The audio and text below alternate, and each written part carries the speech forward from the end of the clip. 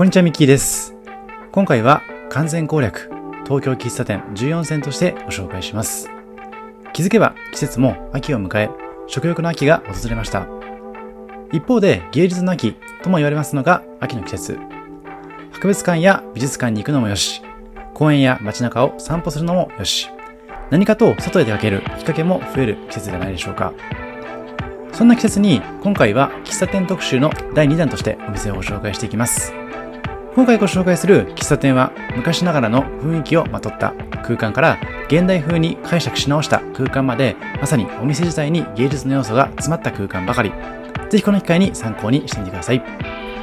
このチャンネルではカフェ巡りなど日常を少し豊かにする情報をお届けします。少しでも応援してくださる方はチャンネル登録をして次の動画も見逃さないでください。ちなみに今回ご紹介するお店の Google マップ位置情報は本動画の概要欄から確認することができますので、実際にお店に訪問する際の参考としてご活用ください。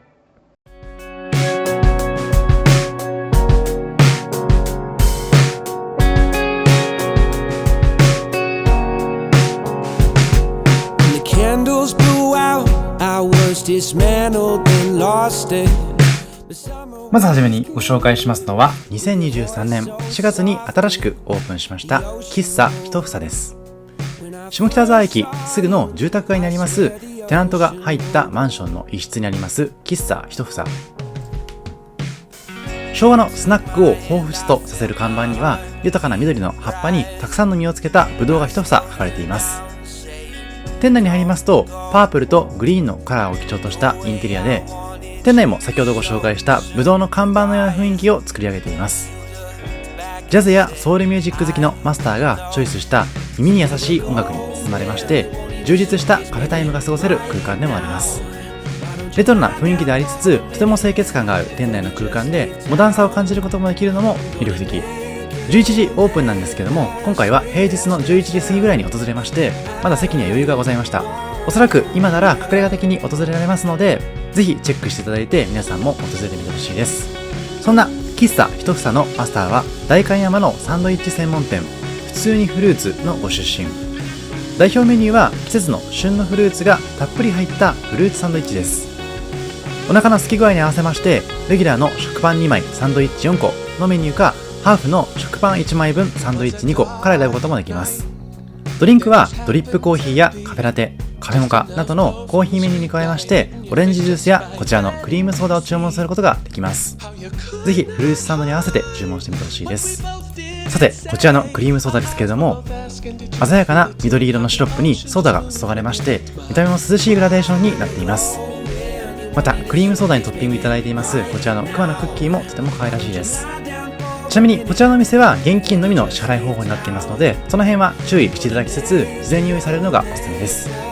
さて、クリームソーダの他にはフルーツサンドイッチのエスプレッソバナナとアメリカンチェリーをハーフでいただきました。アメリカンチェリーに関しましては自家製のアメリカンチェリーソースとジャムを生クリームに合わせているとのことでございまして、生クリームは綺麗なピンク色になっています。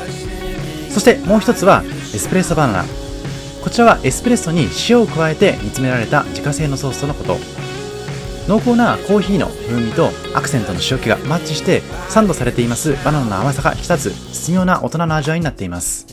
またサンドの上に乗せられていますハーブの一種ディルも爽やかな香りを添えてくれていますので、より深い味わいに感じることができます。そんなエスプレッソバナナですけども、残念ながら6月末には終了してしまっています。フルーツサンドのメニューは季節ごとに変わっていきまして、9月現在は長野パープルというブドウのメニューとシャインマスカットを使ったメニューが提供されています。常にメニューは更新されていきますので、ぜひ公式インスタグラム等をチェックして訪れるようにしてみてください。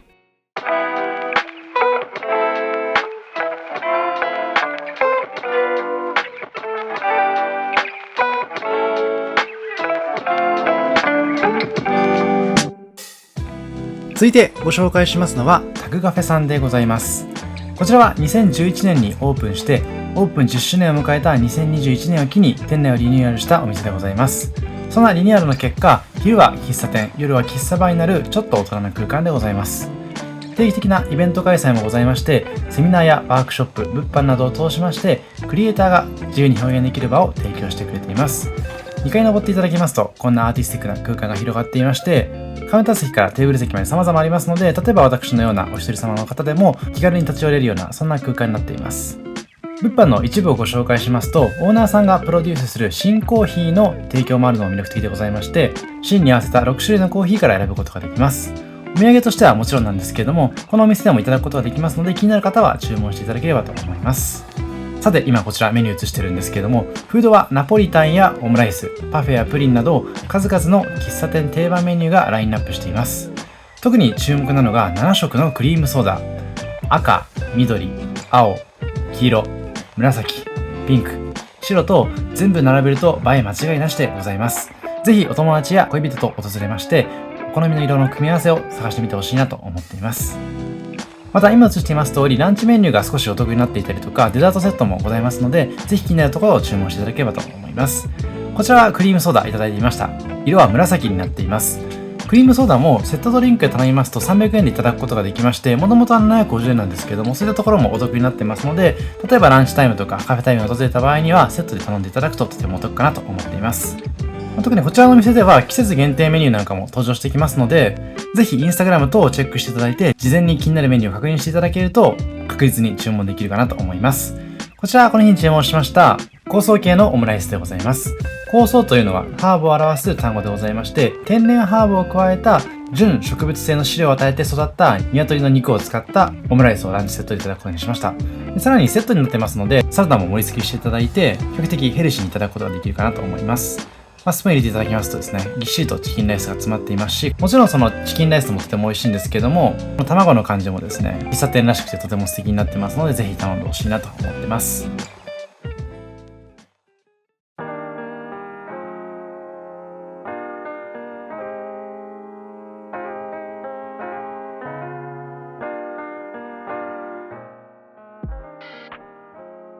続いてご紹介しますのは、小田急小田原線沿線にあります狛江駅からポエム狛江南口店でございます。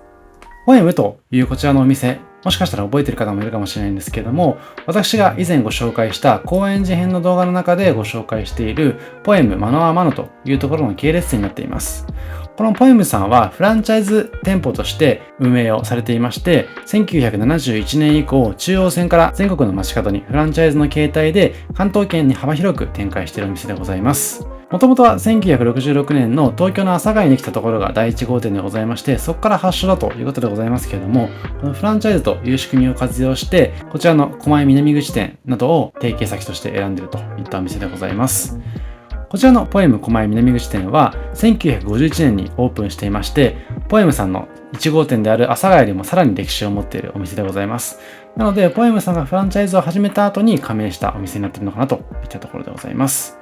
すでに70年以上の歴史があるこちらの空間なんですけども、店内もめちゃくちゃレトロになっていまして、そのおしゃれな雰囲気が伝わってくれるかなといったところでございます。ただですね、こちらのお店は2010年に一度お店を閉じまして、2011年にリニューアルオープンをしているということでございますので、レトロな雰囲気であるんですけども、どっか清潔感があるような雰囲気になっているかなと思っています。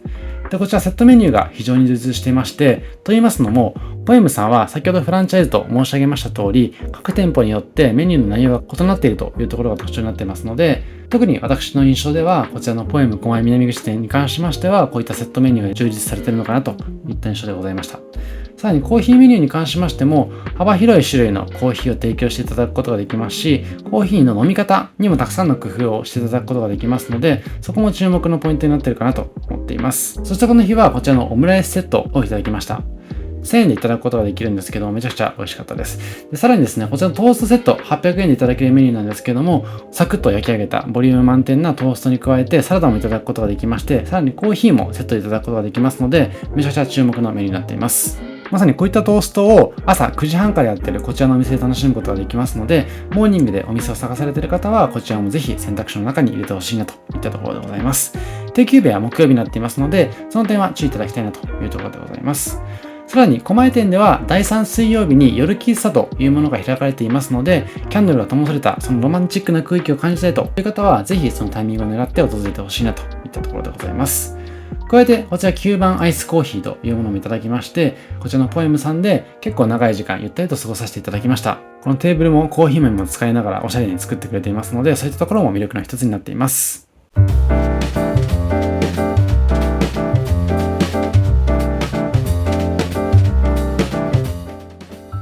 続いては、あちらでは結構珍しい老舗の喫茶店をご紹介していきます。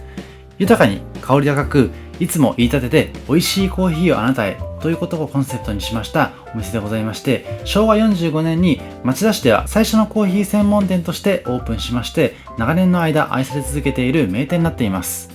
厳選された木豆を店内の半直火、半熱風の焙煎機で焙煎しているお店になっていまして、焙煎後の豆に関しましても手作業で丁寧に選別していますので、欠損豆を含まず雑味のない味わいが高品質になっています。公式ホームページでは毎日の焙煎実績も公開していまして、焙煎への愛情と徹底した品質管理への思いを感じることができるお店になっています。ちなみに店名の由来は1652年の昔、ロンドンの中心部コーンヒル広場の端にありましたセントミカエル寺院前に初めてコーヒーハウスを開いたパスクア・ロッセさんから来ているということでございます。彼が作成したコーヒー広告はコーヒーの効能を含め当時としては目から鱗になっていまして、ロンドンでのコーヒーブームにつながったということでございます。そういった背景も踏まえつつ、ここロッセさんも同じような影響力を与えたいと思っていまして、本アカウントでもご紹介している通り、たくさんの町田のお店を育ててくれているのだなというふうに思っています。今回いただいたこちらのジャムトーストなどですね、コーヒーと合わせていただくトーストメニューも高コスパのメニューになっていまして、ぜひとも一緒に頼んでほしいなと思います。さらに先ほどちらっとお見せしたんですけれども、コーヒードリンク含めましてドリンクメニューの豊富さは随一でございますので、ぜひ店員さんとも相談しつつお好みの一杯を探していただければと思います。朝も9時半からやってますので、朝から少しリッチな時間を過ごしたいという方に関しましては、トーストと一緒にコーヒーをいただいて充実した町田での一日を過ごしていただければなというところでございます。先ほどのフロリモコーヒーさんと合わせて本格的なコーヒーを味わうにはぜひこちらのロッセさん、地元民が教えたくないようなとても温かみのある空間になっていました。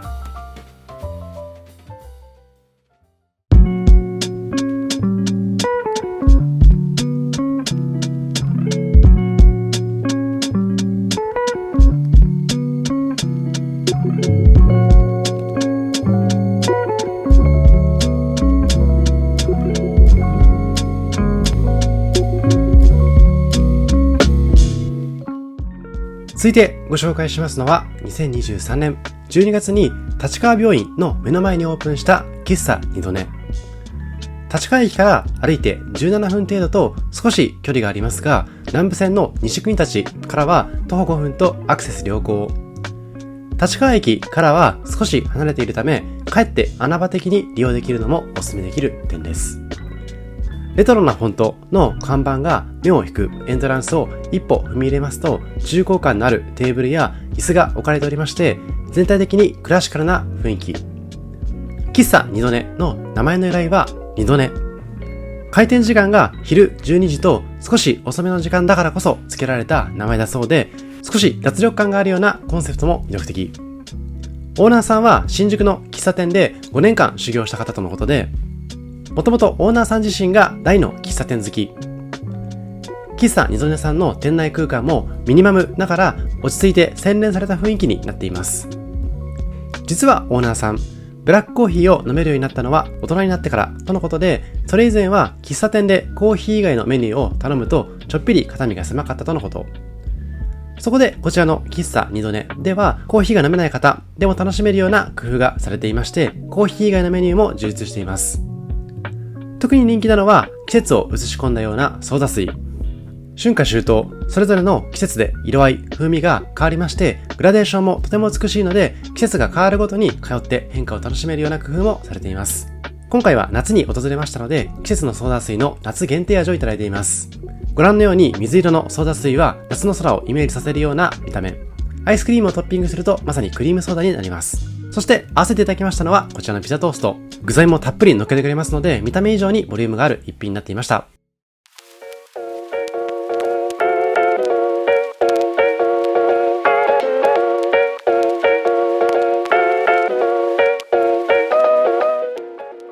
続いてご紹介しますのは2022年5月にオープンしました喫茶店とダイナーが融合したバーガー喫茶でございます、バーガー喫茶チルトコというところでございます。店内はコンセプトの通りアメリカンな様子を感じられる一方で、喫茶店風のインテリアもありますおしゃれな空間になっています。本当にひっそりと佇んでいるんですけども、実際に入っていただくと結構いい意味での感動がありますので訪れてほしいなと思います。またお店の方の接客もとても素敵でございまして、丁寧に接客してくれるし温かく見送ってくれますので、そういったところも個人的にはとてもお勧めしたいポイントになっていました。いろんな種類の席があるんですけども、余裕がある場合にはお好みの席を選んでいただくこともできますし、その席一つ一つにこだわりが詰まっていますので、ぜひですねお友達と来ていただいてお気に入りのアングルで写真を撮っていただくのもいいかなと思います。こちらのフラワーアレンジメントもとてもこだわりがあるということでございましたので、ぜひインスタグラム等で確認していただいて、その情報等にも触れてほしいなと思います。また5月からは夜の部が始まったということでございまして、夜の部は半地下酒場吉林という名前でお店を開いているということでございます。そちらは6時から10時までオープンしておりまして、昼の部ではクリームソーダ等がおすすめなんですけども、夜の部ではフルーツサワーがおすすめだということでございますので、ぜひそちらも確認していただきたいです。店内は Wi-Fi も通っていますので、ちょっと調べ物をしたりとかそういった用途にも使えるかなと思っています。あとはたくさんの種類のバーガーメニューがありますので、ぜひ気になるものを探していただいて注文してほしいなと思います。で、この日にはですね、後でご紹介しますけれども、自慢のクラシックバーガーと雷クリームソーダをいただくことにしたんですけれども、なんとクリームソーダは全部で14種類もありまして、とても悩んでしまうと思いますので、迷ったらぜひ店員さんに相談していただいて、お好みの一杯を頼んでいただければと思います。もともと蔵前でとても人気なお店だったということでございますので、その蔵前というカフェの激戦区の中からも2号店として進出したその実力あふれる空間はとてもおすすめかなといったところです。こちらはこの日にいただきましたクラシックハンバーガーでございます。こだわりは自家製のソースとジューシーなパティだということでございまして、化学調味料をできる限り使わず、ジャンクなバーガーをヘルシーに変えることを意識しながら作っているということでございます。そしてこちらが先ほど申し上げました雷クリームソーダでございます。単品で頼みますと650円だったかと思うんですけれども、こうやってセットにしていただきますと450円でいただくことができるので、そういった部分もおすすめになっています。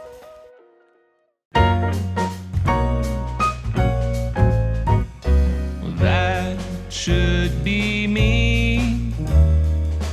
with the golden bell across the room, laughing over wine, losing track of time. 続いてご紹介しますのは2023年10月に移転オープンしましたコーヒー西武の本店です。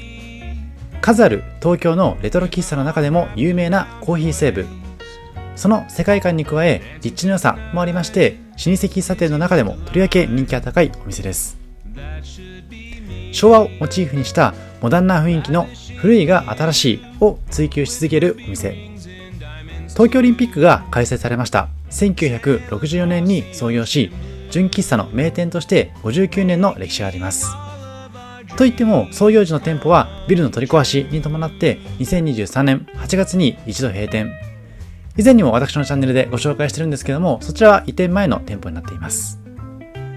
その閉店から2ヶ月後の2023年10月には現在の場所、花道東京歌舞伎町のビルに移転しまして、再びその魅力を発信し続けています。歌舞伎町エリアあまり治安が良くないイメージかもしれませんけれども、こちらは新宿区役所の隣にありますので、比較的安心することもできるかもしれません。今回訪れました花道東京歌舞伎町のビルは和をテーマに設計されまして、日本文化を発信する新たなランドマークとしても注目を集めているとのことです。ですのでこちらコーヒー西武以外にも探索してみるのもいいかもしれません。さて、そんな花道東京歌舞伎町の2階にお店を構えているのがこちらコーヒー西武本店。お店の象徴であるステンドグラスや重厚感のあるソファー、温かみのある照明といったインテリアは元の店舗からそのまま移設されました。さらに世界的にも有名な松本ステインドグラス製作所が手掛けました新しいステンドグラスも配置されています。松本ステインドグラス製作所は国会議事堂中央広場のステンドグラスの修復事業や青山学院大学のガウチャー記念礼拝堂なども手掛けました日本屈指の工房としても知られているとのことです。ステンドグラスもしくはステンドグラス風のインテリアをお店の内装に採用している純喫茶は他にもあるんですけども、このインパクトは随一、必見の見どころになっています。その技術は明治から受け継がれまして、改良を重ねた匠の技が光っています。さて、そんなこだわりの内装も注目ですけれども、もちろんメニューも豊富。香り高いコーヒーや昔ながらのパフェなど豊富なメニューを取り揃えています。そんなメニューの数々は店舗の入り口にあります食品サンプルからも確認できまして、まさにその食品サンプル自体が昭和レトロな純喫茶を感じることができます。客層としましては若い方から年配の方まで幅広い層に支持されつつ、最近では SNS の影響もありまして外国人の方の利用も増えているとのことです。さて、そんなコーヒー西武さんでこの日は名物の新宿特製オムライスのセットを注文しています。とても大ボリュームで出来たてふわふわの状態でいただくことができます。今回いただきましたように、平日の11時から14時までのランチタイムにはミニサラダとドリンクがついたお得なセットでいただくことができます。そんな名物のオムライス、特徴的なのはライスを包むタイプではなくて、ライスにオムレツを乗っけるスタイル。ご覧のようにドーンと構える大きなオムレツはなんと卵を6個も使用しています。その下にはケチャップライスと自家製のデミグラスソースがたっぷり。この迫力のあるオムレツにスプーンを入れると絶妙な半熟具合でございまして、ケチャップの上に広がっていく様子も必見です。ご覧のように真ん中で割っていただいて、そのトロフワの食感を目でも確認してみてほしいです。ちなみにこちらの店はフリー Wi-Fi と電源もある喫茶店としても魅力的です。長年新宿のサラリーマン御用達だったお店なだけに、今もなお憩いの場として機能しています。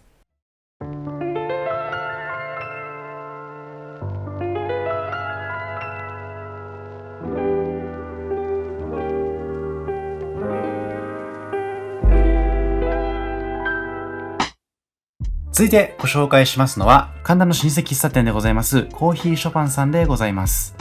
こちらは食べログ喫茶店100名店2022にも選出されています本格派の喫茶店でございまして、昭和8年創業、長い間神田の街で愛されています注目店舗になっています。この入り口の雰囲気からとてもレトロな感じが伝わってくるかと思いますけれども、ちょっと入りがたいかなと思いつつ入っていただくととても居心地がいい空間になってますので、ぜひとも足を運んでほしいです。店内の空間はアンティーク家具やステンドグラスに包まれた個性的な空間。レトロな雰囲気の中で落ち着いた時間を過ごすことができます。特にお一人様のお客さんが多いのも印象的でございまして、今回私が訪れたようにお一人様が朝から訪れていただいてモーニングを試すというところもおすすめの過ごし方なのかなと思っています。最も有名なメニューはアンプレスでございまして、テレビでも日本三大純喫茶のトーストとして紹介されたのが話題のきっかけになったということでございます。そんなアンプレス、トーストしたパンの間にあんこを挟んだメニューになってるんですけども、どうやら他では味わえないような絶品メニューだということでございます。こちら今映していますのはモーニングサービスとあとはメニューでございます。非常にシンプルなメニュー構成になっていまして、もちろんコーヒーショパンというだけありまして、コーヒーが注目でございますけれども、コーヒー以外にも紅茶とかレモネードとかホットミルクとか、コーヒーがちょっと苦手な方でもほっと一息つけるようなドリンクがたくさんありますし、あとはバナナジュースとかミルクセーキとか、そういった喫茶店的なレトロなメニューが味わえるところも注目になっていますので、ぜひ一度訪れていただいて、それぞれのお好みのメニューを頼んでいただくだけでも十分に充実した時間を過ごすことができるかなと思っています。こちらこの日は先ほどご紹介したアンプレスではなくてですね、こちらのお得なモーニングサービスをいただきました。これ結構厚切りなトーストいただけたりというところで、コーヒーもセットにしていただけますので、個人的には朝からとってもコスパよく過ごすことができたかなと思っています。ちなみにこちらのトーストはハムトーストやチーズトーストにプラス50円で変更もできるということでございますので、ぜひそちらが気になる方はそういった50円プラスで試していただくのもいいかなと思います。で、このコーヒーなんですけども、コーヒーは朝入りコーヒーを濃いめに入れているということでございまして、これまで多数のコーヒーを飲んできてますけれども、濃い酸味を感じることができるような独特な味になってたかなと思っています。トータルで考えますと、その個性も含めコスパ最高のモーニングになっていると感じてますので、ぜひとも試してみてください。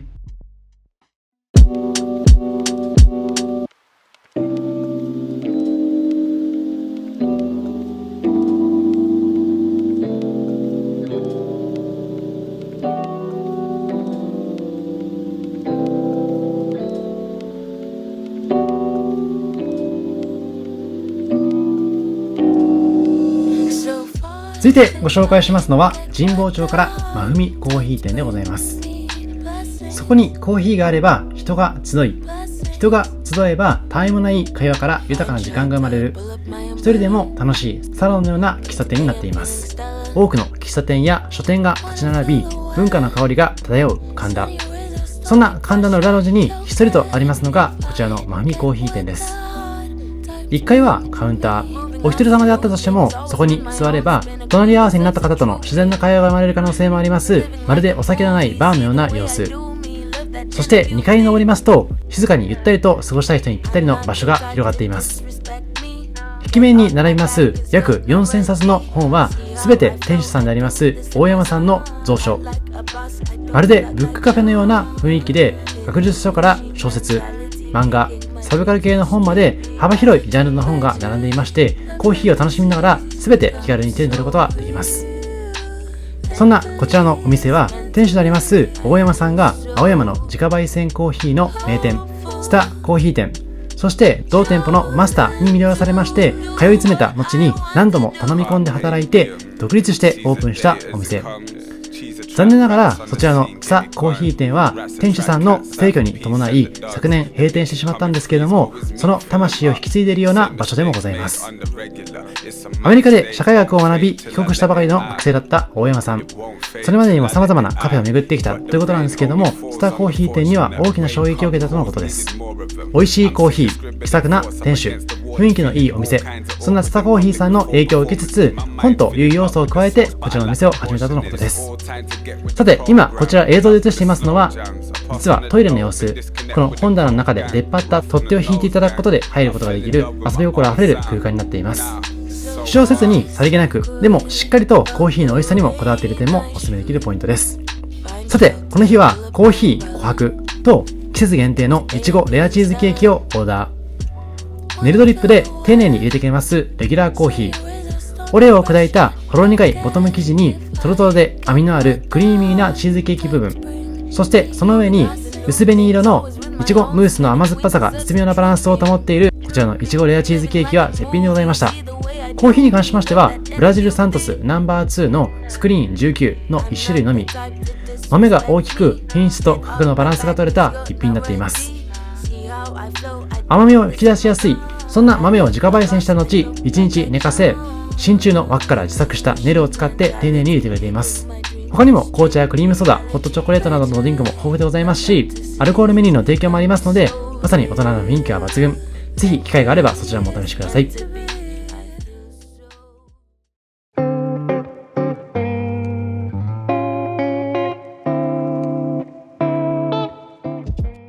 続いては少し場所を移しまして、日本橋からゲルボアさんというお店をご紹介します。こちらは創業1952年と長い歴史を持つ老舗喫茶店でございます。日本橋高島屋の向かいにありまして、立地もとても良いです。店名の由来は19世紀パリのモンマルトルにあるということでございまして、ピカソをはじめとした著名な芸術家が集まった地に根付いていたカフェゲルボアから来ているということでございます。日本橋の高島屋の中にもおしゃれなカフェはたくさんあるんですけれども、値段はまさに東京駅周辺価格といった形で結構かかりまして、それこそコーヒー1杯1000円みたいなこともありますので、こういったゲルボアさんのようにお財布に優しい喫茶店はとても貴重かなと思っています。店内は全面喫煙可能となっていますので、喫煙者の方々にとってもとても嬉しいお店になっています。なのでちょっと煙が気になるなという方に関しましては、ちょっと選択肢から外れてしまうかもしれないんですけれども、そのレトロな雰囲気とかもとてもおすすめでございますので、ぜひとも大丈夫だなという方に関しましては試してほしいなと思います。この日は仕事前に伺いまして、モーニングをいただいたんですけれども、ランチメニューもありまして、ピラフやスパゲッティ、サンドイッチやオムライスなど、昔ながらの喫茶店メニューをコスパよく楽しむことができます。こちらこの日いただきました B セットでございまして、卵トーストとフルーツ、お味噌汁がついて、コーヒーまたは紅茶から選べるセットでございました。モーニングのメニューは朝8時から10時半までになっています。で、この卵トーストなんですけども、思った以上にボリューミーでございまして、フルーツや味噌汁などと合わせまして、朝からしっかり楽しむことができたので、満足感たっぷりでございました。The grass is bound to raise a place. Now I watch her waste away. Knew we'll never be the same. And I could never live this way. 続いてご紹介しますのは、東銀座からフロールドカフェ木の花さんでございます。こちらは1979年創業、ジョン・レノンとオノ・ヨーコ夫妻が訪れたことで有名な喫茶店でございます。なんとお二人が訪れたのはお店がオープンして4日目のことだったということでございまして、今でもお二人が直筆した便箋が飾られまして、多くのビートルズファンが聖地として訪れているということでございます。お店の自慢のメニューはコーヒーとカレー。オープン当時の時代背景としまして、コーヒーを入れるための器具がようやく普及してきまして、家庭でもやっとコーヒーが楽しめるようになってきました。一方で差別化を図るためか、コーヒー専門店としての自家焙煎のお店が増えてきたのもこの頃だということでございます。その中、木の花さんは焙煎所から1日おきにコーヒー豆を調達し、ひきたての豆でコーヒーを提供し続けています。ひきたてのこだわりはもちろんのこと、抽出も一杯一杯丁寧にハンドドリップで入れて、銅製のやかんで注ぐのが伝統だということでございます。コーヒー以外の注目メニューのカレーは、創業から20年経った頃にインド人青年直伝の本格スパイスカレーとして定着してきた一品でございます。店内にはレトロな喫茶店の雰囲気が漂っていまして、銀座の街の中ではあるんですけども、都会の喧騒を忘れてゆったりとできるようなそんな空間でございましたので、ぜひ隠れ家的にも利用いただきたいです。ちなみにこちらの銀座という土地柄のためか、常連の文化人の方々がその著者の中で取り上げることも多くて、木の花は銀座の文化や歴史に小さくない功績を残してきているかなということができます。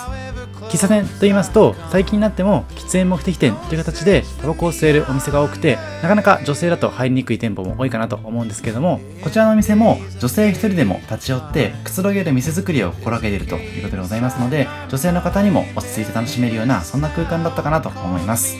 ただ結構大声でおしゃべりするようなイメージじゃなくて、ひっそりと小話をするような場所かなと思いますので、その辺はぜひ用途に応じて使い分けてほしいなと思います。そしてこちらがメニュー表でございますけれども、メニュー表にもたくさんこだわりが書かれていますので、ぜひじっくりと眺めていただきながら、スイーツはもちろんのこと、フードメニューもぜひ試してほしいなと思います。先ほどはカレーがおすすめだと申し上げましたけれども、結構トーストメニューも充実していますし、あとはこだわりのコーヒーに関しても様々なブレンドから選ぶことができたりとか、エスプレッソドリンクはもちろんウィンナーコーヒーなど喫茶店らしいようなメニューも注文することができます。あとはこちらのグラスワインですね。グラスワインに関しましては、コーヒーを飲むようにリラックスできる健康志向のアルコールを厳選するという目的で選んでいまして、ワインジャーナリストの方がソムリエールを担当しています。グラスで赤3種類、白3種類、スパークリング1種類を用意していまして、ボトルも含めて常時約30種類も揃えていますので、ぜひともそういったものも試してほしいです。そしてこの日いただきましたのは、こちらの本格派チーズケーキと芳醇ブレンドでございます。今ご紹介しました通り、様々な気になるメニューがあったんですけども、こちらのチーズケーキはインスタグラムを見た時からとても気になっていたメニューだったので注文してみました。このチーズケーキなんですけども、結構小ぶりではありながらとろけるような味わいでございますし、生地のベースに使われているこのチョコレート状のクッキーのような食感もとても美味しかったなと思っています。甘さも自然な濃厚さが感じられまして、昨今の添加物っぽさを感じないところもとても素敵でございました。ちなみにこちらのお店ではレノンセットというものがありまして、ジョン・レノンが来店時に注文したというコロンビアコーヒーとクッキーのセットも用意されていますので、もしビートルズファン、ジョン・レノンファンの方がいらっしゃいましたら、そちらのレノンセットを頼んでみるというのもおすすめかなと思います。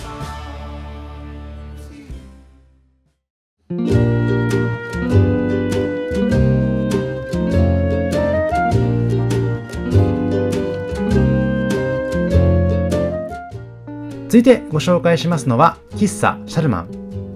学問の道を進んでいくと現れますこちらの店。緑と白のひさしが特徴的な喫茶店です。窓から顔を覗かせているジャビット君や、店内にあります巨人の名選手のサインからはオーナーさんのジャイアンツ愛を感じます。ワクワクしながら半地下のお店に入りますと、ステンドグラスと昔ながらのソファー、そしていろいろな形のランプが目に飛び込んできます。オープンしたのはなんと70年以上前とのことで、昭和の初期にタイムスリップしたかのような錯覚に陥りそうです。2人の年配女性が切り盛りされていまして、その接客の良さもとても素敵な空間だと感じました。今回動画を撮らせていただいた際にも、お店の中ちょっと汚いよみたいな話をされてたんですけども、そんなこと全然なくて、むしろ味があってとてもいい空間に感じましたので、そんな謙虚な姿もとても素敵だなと思いました。ちなみに店内は全席喫煙可能。ただ広々としていますし、時間帯次第ではご覧のように広々と使うこともできますので、タバコが苦手な私でもそれほど気にならず過ごすことができました。前回の上野編の動画でもご紹介しました通り、上野は喫煙可能な店も多いので、事前に調べていただくのが個人的にはおすすめです。こちらのシャルマンさんで提供されるメニューは、トースト、サンドイッチ、そしてコーヒー、紅茶に厳選されています。オープンから11時半まではモーニングをなんと410円でいただくことができまして、とてもコストパフォーマンスがいいです。コーヒーもしくは紅茶にトーストのセットをお得な価格でいただくことができます。また今回訪れたように11時半から1時半はランチセットを700円前後でいただくことができまして、コーヒーもしくは紅茶とトーストもしくはサンドイッチをセットにしていただくことができます。ちなみにこちらのお店は定休日が土日祝日になっていますので、その点はご注意ください。さて、そんな中、この日にオーダーしましたのはランチセットのトーストです。オムレツでもなく、厚焼き卵でもない卵が挟まりまして、黄金色にトーストされた食パンが魅力。運ばれてきた瞬間から思わず懐かしいと感じてしまうような方も多いのかなと思います。このパンの焼き具合と程よい厚さの卵がとても抜群でしたし、口の中に含みますとマーガリンの顔が鼻をくすぐるような印象です。そして隠し味として卵には薄くからしが塗られていまして、これもとても嬉しいサプライズ。噛み締めるたびにその風味を感じることができるトーストになっていますので、トースト単体ではもちろんのこと、コーヒーとのペアリングをしながらその味わいに触れてみてほしいです。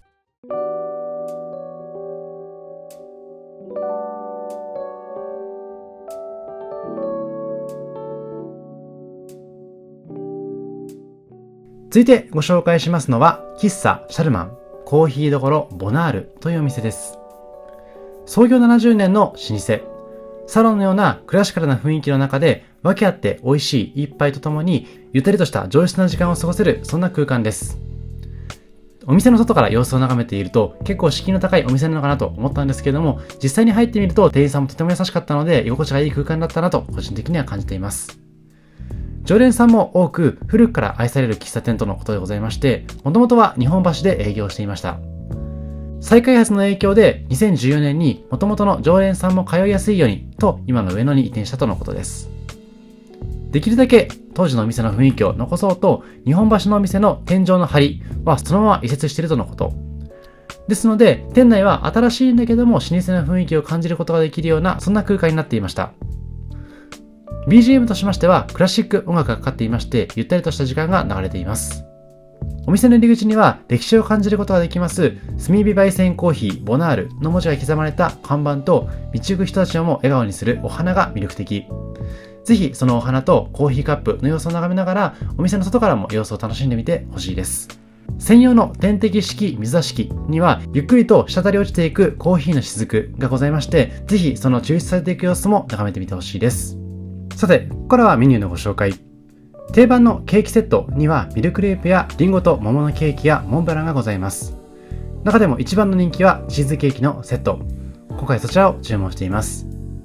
美しいお皿にお花を添えてサーブされるのも嬉しいポイントなので、そのあたりも注目してみてほしいです。分け合って美味しいと言われていますコーヒーは、出来たての新鮮さを大切にするため、注文後から豆をひき、最高の豆を粗くひいてたっぷりと使って抽出しています。また、コーヒーを使ったユニークなオリジナルドリンクもございます。かつてナポレオンが愛したと言われていますカフェロワイヤルや、今映していますモノトーンのコントラストが美しい琥珀の女王というものがございますので、ぜひどちらか一つ試してみてほしいです。この日はその琥珀の女王とチーズケーキセットをいただきました。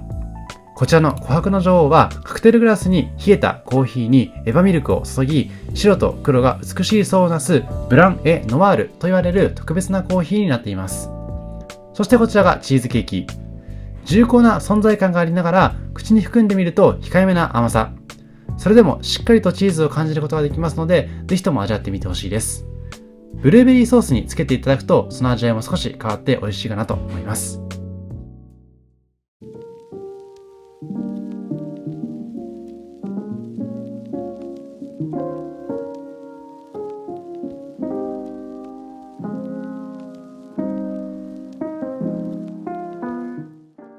続いては、1階が純喫茶で、2階がもんじゃ焼きのお店、純喫茶マウンテンでございます。創業は昭和23年。浅草で長らく愛される名店で、浅草名物のクリームあんみつの他に、3色のクリームソーダとナポリタンが人気とのことです。戦後間もない頃から70年以上もの歴史を紡いできたお店というだけありまして、内装は浅草らしいとも言えるような和の空気漂うレトロな空間。和の雰囲気の中にもステンドグラスの装飾などレトロな洋を取り入れている雰囲気も味があります。ちなみに通常販売はないものの、約30センチもの高さを誇りますスカイツリーパフェも2500円で予約注文できるということでございますので、気になる方は予約してスカイツリーパフェ試してほしいです。そんなパフェ好き、スイーツ好きな方必見のお店なんですけれども、芸能人がお忍びで訪れることも多いという噂の店内には多数のサインや写真がありまして、その人気の高さが伺えます。また席の数も結構豊富でございますので、浅草散策の中でも避暑地として利用できるかなと思いました。ちなみに第1、第2月曜日に関しましては定休日になっていますので、その点はご注意ください。その中、この日に注文しましたのはナポリタンとメロンクリームソーダでございます。後で映像はご紹介するんですけども、ナポリタンはコーヒーもしくは紅茶好きのセットで頼みますと1600円でいただくことができます。ただ、この日はクリームソーダをどうしてもいただきたかったので単品で注文しました。ただ、単品で注文しましてもミニサラダはつけていただくことができますので、そういったところも嬉しいポイントですよね。そしてクリームソーダなんですけども、クリームソーダはアンズクリームソーダ、メロンクリームソーダ、レッドクリームソーダの3色がございますので、複数人で訪れていただいた場合には複数種類のクリームソーダ頼んでいただいてシェアしていただくのもいいかなといった印象です。ちなみにそんなクリームソーダはテイクアウトも可能でございますので、テイクアウトで食べ歩きする際にもおすすめな店舗かなと思いました。さて、こちら今メニューを映してるんですけども、先ほど申し上げましたクリームソーダの他にもケーキセットもありますので、ケーキとコーヒーを休憩がてらいただくのもいいですし、他にもホットケーキ等もございます。あとはせっかく和な空間でございますので、クリームあんみつや白玉クリームぜんざいなども頼んでほしいですし、今回訪れたタイミングでは京都の宇治抹茶を使った抹茶系スイーツの提供もございました。あとは先ほど冒頭で申し上げました通り、お好み焼きやもんじゃ焼きを2階で作っていますので、そういったメニューもいただけます。さらに夏の季節にはかき氷もたくさんの種類用意されていましたので、かき氷を頼んでいただくのも一つの選択肢になります。さて、こちらが先ほど申し上げましたナポリタンとクリームソーダでございます。ナポリタンは盛り付け含めレトロ感を感じられるナポリタンでございまして、太麺、そして具材たっぷりの満足感の高い一品になっていました。ただとても食べやすかったのでペロリと平らげることができましたし、クリームソーダもとても美味しかったです。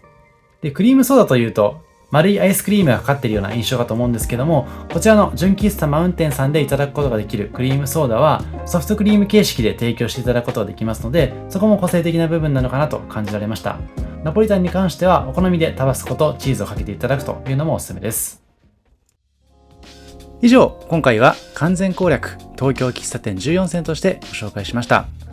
昔ながらのお店も複数ご紹介してきましたけれども、最近リニューアルオープンしたお店ですとか、新しいお店ではありつつ日本の喫茶文化を象徴しているようなメニューの数々を提供しているお店なんかもございました。どこのお店も特にコーヒーが美味しいですし、